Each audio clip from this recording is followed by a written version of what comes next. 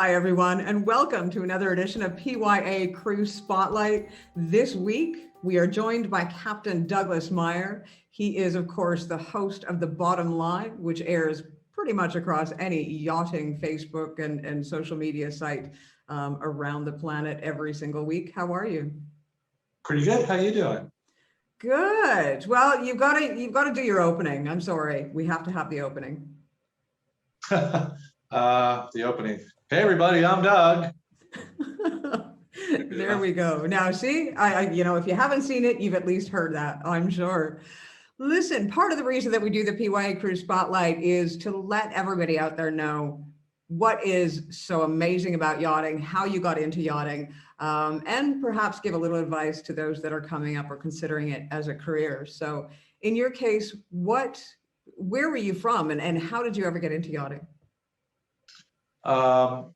I was born in New Jersey, and right outside of Princeton, and my parents had a shore house. We call it the Jersey Shore, and I had a little 13-foot Boston whaler. And I guess my dad gave that to me when I was about 12, and I have literally spent more time with water under my feet than on land since. And why did I get into yachting? Well, obviously because of the girls. No. Like many people and a lot of crew, I think there's two types of crew in yachting. The one type of crew are the crew that are there for the money. And we all know that there's a lot of money in mega yachts. And then you have the other type of crew that are there because they love the ocean, the sea, the traveling, the whole operation. I'm in the love the sea part. You don't even have to pay me for what I do, although I'll take the check. I was going to say I won't tell the boat owners that you'll do it for free. Well, I've told them several times I'm not here for the money. I think any crew member that is doing it because they love to do it will have an exceptional career.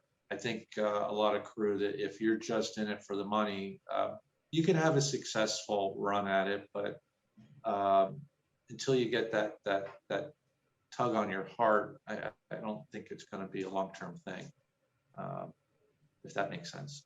So let me ask you then, if what they say, if you love what you do, you'll never work a day in your life. Is that true for you? I've never worked a day in my life. And I know a lot of people say that, but I can truly say that. I decided when I was 13 or 14 that I was going to be a captain. And I didn't want to be a captain of a commercial tanker or something because they seem to be gone an awful lot. And so I did focus on yachts. And as soon as I made that decision, I joined the U.S. Naval Sea Cadets, which is a youth program with the Navy, the U.S. Navy. And actually, when I was 15, I participated in Navy boot camp, which was quite interesting.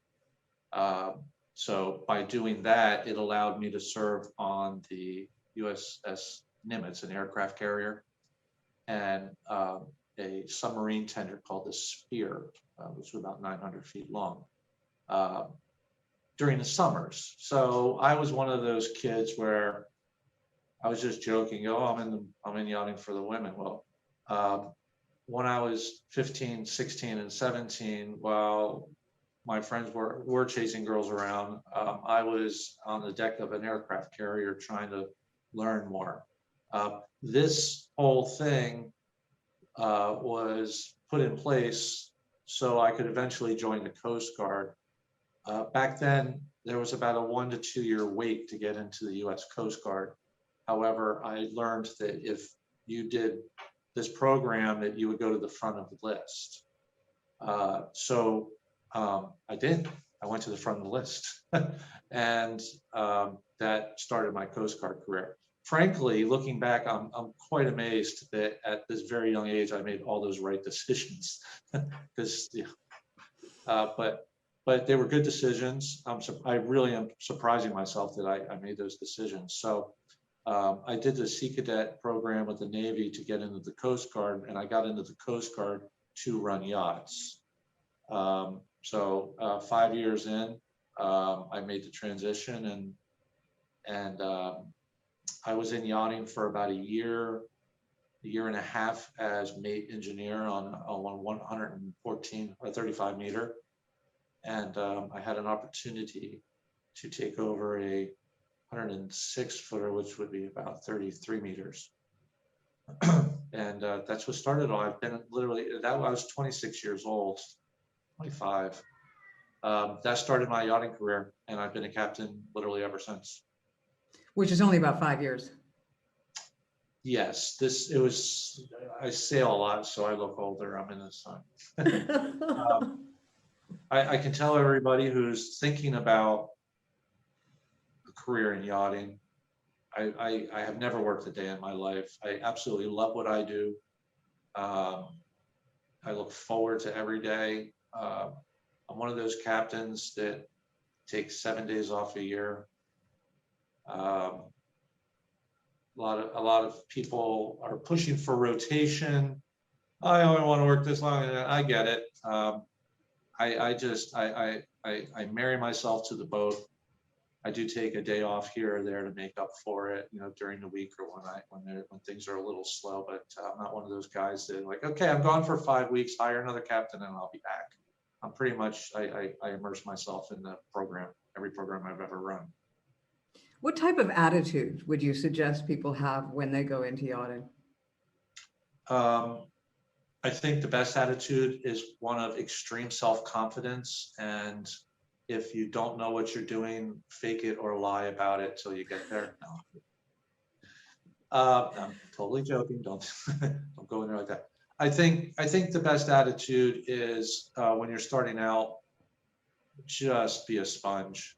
Don't look at this as a job. I think a lot of people get hung up on wages, and there's a constant battle in social media about wages. And frankly, as a new crew member, wages are completely irrelevant. They mean nothing. If you're making this much and the guy on the boat next to you is making that much, it means nothing. This is your schooling. This is your the beginning of a career, and you don't look at the money. You need to look at the experience. I highly recommend that someone take a lower paying job where that yacht is cruising to the Med, the Caribbean, New England, or wherever, versus a higher paying job where they sit, say, in Fort Lauderdale for 9.5, 10.5 months a year. You're not going to learn anything. Yeah, you're making more money, but I've constantly run into yacht crew that I've been on the boat 6 months, and then when I get them on my boat, I'm like, what's a bowline? You got to be kidding me. Well, we did a refit. We didn't really go anywhere. The owner didn't use the boat. I only met the owner once for 4 days. You have to put the wages aside. You have to use this as a learning experience. It's an investment. You might not be making a lot of money now, but the experience you gain will be setting your wage 10 years down the road. And then you'll be making the right amount of money, or even more. You'll be making a lot more money than that guy that was sitting in Lauderdale for 11 months a year with no experience, just collecting a paycheck. Well, and realistically, like you say, long term, the rewards are amazing. Absolutely amazing. You can pick and choose as long as you keep your nose clean and work as hard as you possibly can. You can be set. I haven't had to write a resume in 18 years. That sounds like it's bragging. That's not true. The insurance company every once in a while bugs me for one. But I think it's imperative when you start out your career that you gain as much knowledge as you can, and then keep building on that. And then you'll get to a point where you're known and you don't have to hunt for work. Work hunts for you. I'm known as a long-term captain. In other words, when I get on a boat, I stay on a boat, and I try and build that career, whatever my job I've been tasked with. While you're quietly building your career and quietly getting the job done, people take notice. And I think a lot of crew make the mistake of letting everybody know what they're doing. And as a captain, it's not really useful to do that. What you need to do is you need to let every boat owner know what you're doing. And the best way to do that is to do the best job you can. So your boss, who talks to his friend who happens to own a yacht, or he talks to the boat manufacturer or the boat broker or the people who are in contact with the owners, this is the guy you want. I constantly tell people that out of 100 available captain jobs out there, 5% of the captains keep getting all of the jobs. There's a reason for that, because they have a reputation. So again, if you're in this for the love of the sea and you spend your early years building on experience and getting out there, and I'm not talking about bouncing from boat to boat, it's more of real experience, crossings, seasons in each area, stuff like that. There'll be a day when you don't need to have a resume either. You know, every time I get off a boat, first thing in my mind is I'm unemployed. And then usually within 3 hours, I get a phone call and they're like, oh yes, we want you to come join our program. We've been watching, the boat you're running is finally sold and we've been waiting. That's where you want to be. That's where a lot of captains are, you know, a lot of good captains. So that's something to strive for. Well, you know what, as always, you have come with some great advice and a great story as well. So we thank you very much for your time, Captain Douglas Meier. Hey, listen, it's always a pleasure. Everybody, please stay safe out there. And, you know, I'll leave you all with this. Most careers are what you make of it. If you're just there to punch a clock, then that's what you're going to get. But if you really immerse yourself in your job, you're going to find out that it is the most rewarding career, I think. One of the most rewarding careers out there that very little people in the general world know about.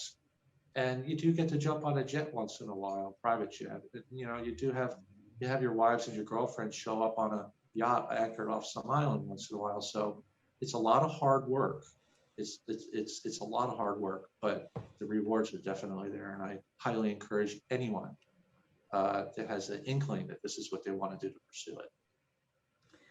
Thank you. And once again, Captain Douglas, he has his own show that airs across all social media channels every week on Tuesday evening CET time, afternoons for the Eastern States, called The Bottom Line Yachting Industry News. So tune into that and like and share his pages. We thank you for your time. You've been watching another PYA Crew Spotlight. My name is Ria. I have been your host. We'll see you again next week.